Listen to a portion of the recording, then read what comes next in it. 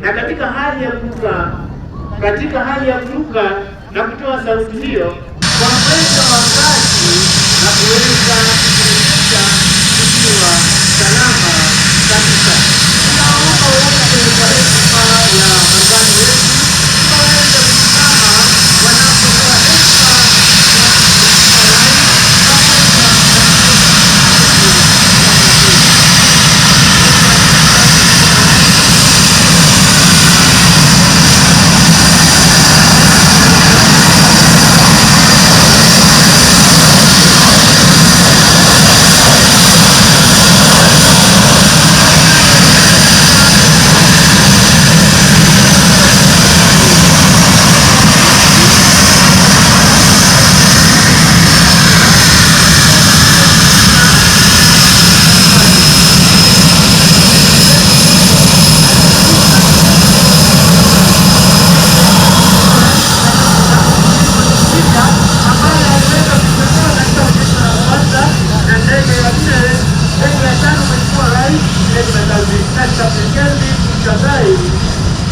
akiwa anashuhudia onyesho la ndege.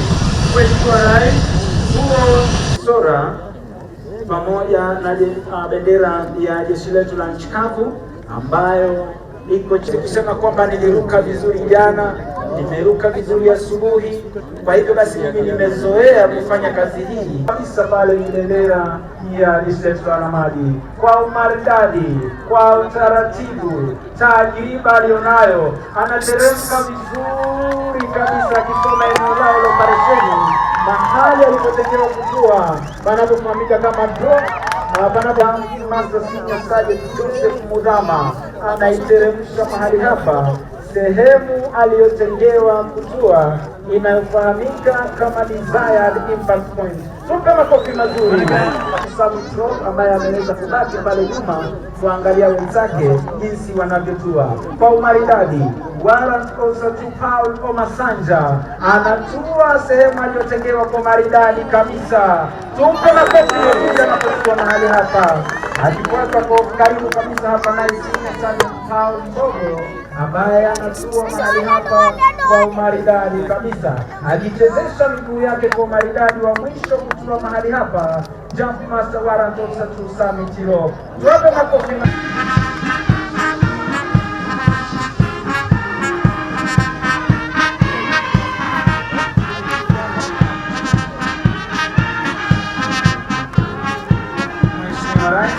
Ndege inayopita mbele ya jukwaa rasmi, ndege aina ya Skytrack ambayo ilikuwa imewabeba wana skydivers ambao wanapita ndege ile kuweza kujichomoza, kwa sababu wanatambua sauti hii, na hapa nyumbani sauti hii kabisa.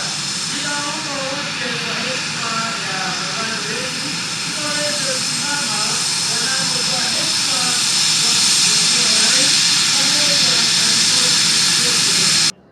watakavyotekeleza wajibu wao.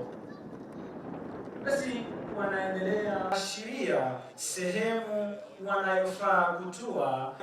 Seda Mheshimiwa Rais aliyotengewa kutua inayofahamika kama desired impact point. Tupe makofi mazuri. Na mafunzo ya kiwango cha juu kabisa pale nyuma kuangalia wenzake jinsi wanavyotua kwa umaridadi. Warrant Officer Paul Omasanja anatua sehemu aliyotengewa kwa maridadi kabisa. Tupe makofi mazuri anapotua kubwa. Ngawaje ikiwa katika operesheni hapa nyumbani huwa zinaficha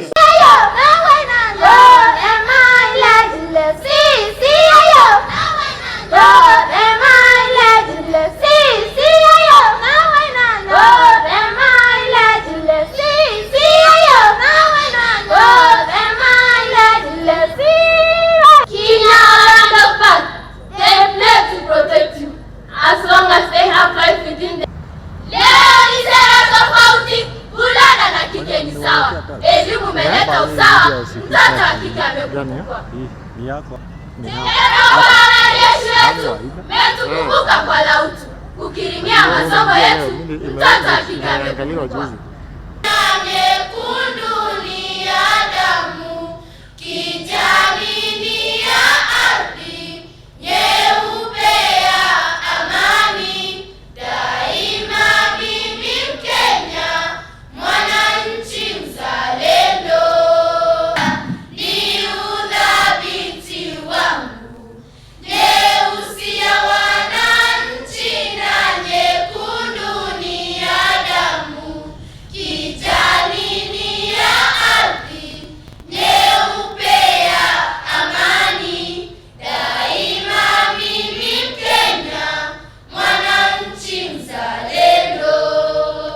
Rais wetu wa Kenya tunakupenda sana sana, twakuvulia kofia kwa kazi nzuri, twakuvulia kofia kwa kazi nzuri. Amani umedumisha na uwiano, amani umedumisha na uwiano. Heko kwako rais wetu, heko kwako rais wetu, rais wetu wa Kenya tunakupenda sana sana.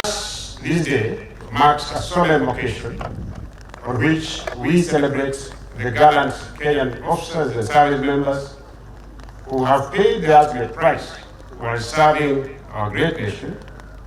We also pay tribute to those who served alongside them and suffered the scars of war, and not forgetting dear families who survived them. Indeed, the essence, valor, and strength of every KDF soldier is anchored in the support of families who are the backbone of our very existence. Your Excellency,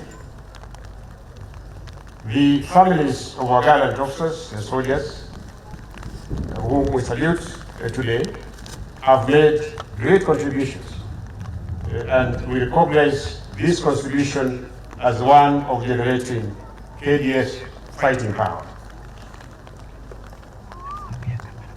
To serving and veteran soldiers and officers, we in service reaffirm our commitment to your well-being through the established welfare framework under the Defense Compensation and Welfare Services and the ongoing establishment of the Veteran Affairs Directorate following the enactment of the Military Veteran Act of 2022. In defending the country against external aggression, KDF troops have robustly continued to undertake counter-terrorism operations within and beyond our borders, which has significantly degraded the Al-Shabaab menace. In all KDF deployments, we continue also to carry out humanitarian civic action in support of local communities as part of humanitarian civic action. In the past year, in countries of Baringo, Laikipia, Samburu, and Marsabit, we have done a lot of dams, including water funds and boreholes. KDF has, within the multi-agency framework, delivered on its mandate of assisting and cooperating with MDAs towards the provision of services to the Kenyan people. In addition, in response to climate change, KDF, through the Environmental Soldier Program, established in 2008, continues to partner with other stakeholders in afforestation efforts and tree planting across the country. As we mark this day, we assure the Kenyan people of KDF's commitment to the defense and protection of our motherland, as this is our sacred duty and calling. It is my distinguished honor to join you today to observe the 11th anniversary of the KDF Day. This is a day dedicated to the remembrance of those of our gallant soldiers who have paid the ultimate price in the defense of our Republic, Kenya. We pay homage to the bravery of our warriors in defending and protecting our sovereignty, territorial integrity in diverse engagements. As Commander-in-Chief, I note with approval that the theme of this year's KDF Day is, and I quote, soldier-centric approaches towards the upscaling of mission readiness. End of quote. Indeed, this underpins the sense of duty that the troops continue to exemplify. Our freedom and sovereignty are hard-won products of great sacrifice that we must always guard with utmost vigilance in honor of those who sacrifice for it and in order for us to achieve sustainable development. Our territorial integrity relies on our defense forces, and its members must therefore always be prepared for every exigency with the requisite tools, capabilities, and motivation.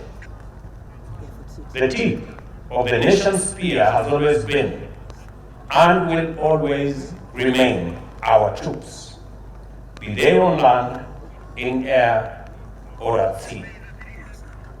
The government commits, and the government commitments in this regard will remain paramount, and we will continue to invest in our men and women in uniform through the provision of training and education, complemented by the acquisition of relevant weapon systems, equipment, and guaranteeing access to medical care that is holistic, that is reliable, and effective.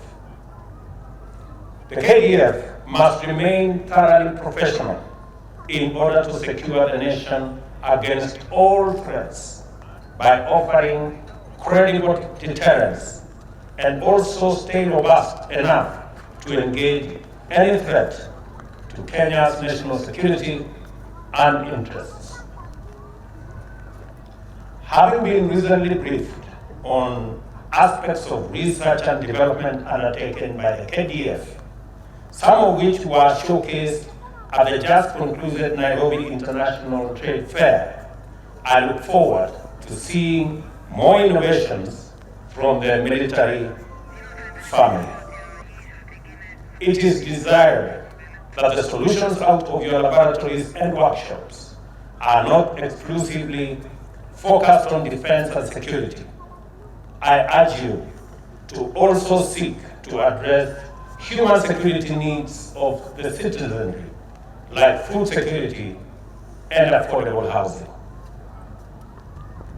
Indeed, the broader national purposes of our public service, insofar as they apply to defense forces, should find robust expression in the work that our gallant men and women in uniform undertake.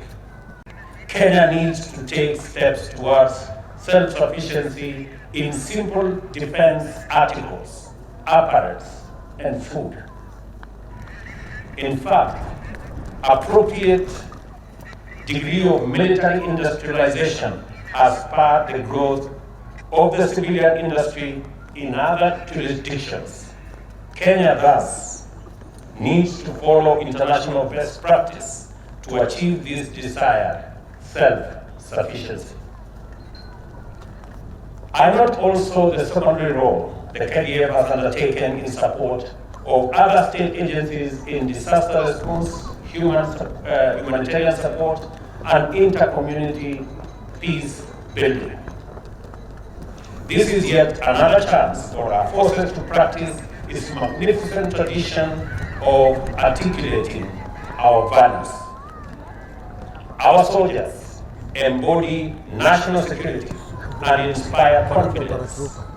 Your participation at the core of efforts to solve human problems and respond to citizen needs entrench your capacity to touch hearts and to encourage people.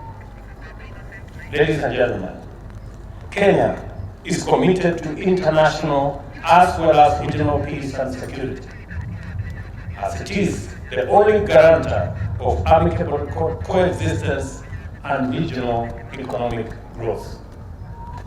Our forces continue to be called upon by the African Union and United Nations to augment peace support operations in Africa and beyond. And I have had a conversation with the leadership of our KDF to expand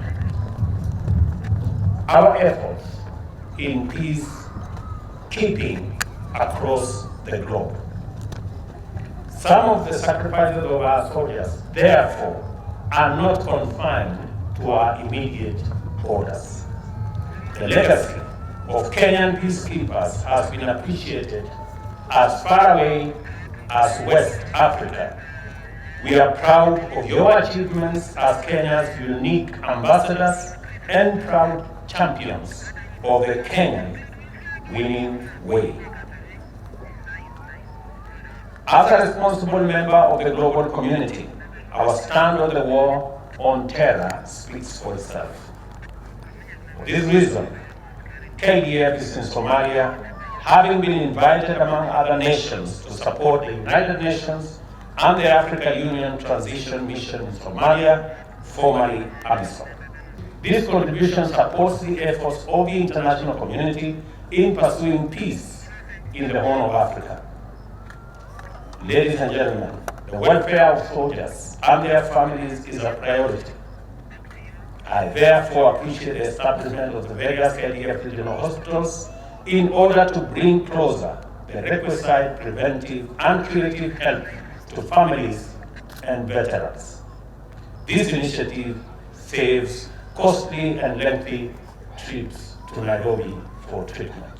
I take this opportunity to rally our distinguished citizens to maintain the noble tradition of honoring the service of all our men and women in uniform, and in appreciating the heroic sacrifices they are called upon to make for us to live in peace and in freedom. We must renew our commitment to do our part in doing all we can and do it right. Let selfless service define the work we all do for our country, regardless of whether we are soldiers or otherwise engaged. In any case, Kenya is the collective project of 50 million Kenyans, citizens doing their bit, our men in uniform doing their part, and the people in the executive, in the legislature, and in the judiciary playing their role.